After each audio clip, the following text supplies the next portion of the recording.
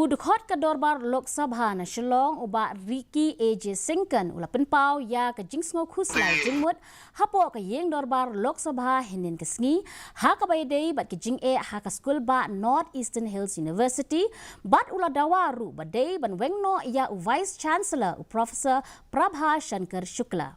Uba Singkan ula penpau ba ki jingeki persyak ki padang ya chakmat da ki samla puli ki nong hikai bat ki nong trei kala pendeko ya ki rukom trekam jong kani ke Skulbah kabla kta shikadai ya ki kam hikai bat ki kam wat benia ula Kyntu ru ya katnat badai kmi ban le no mardor halor kani. Today, Madam, when we look at the condition of this university, it is in total disarray.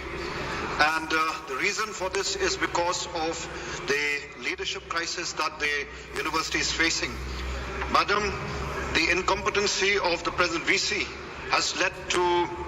protests by students, teachers and non-teaching staff of this university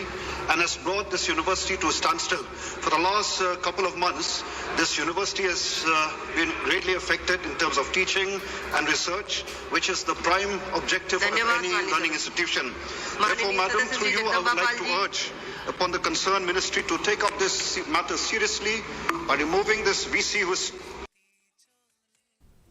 KHASI Global EduTech Private Limited kala penlong ya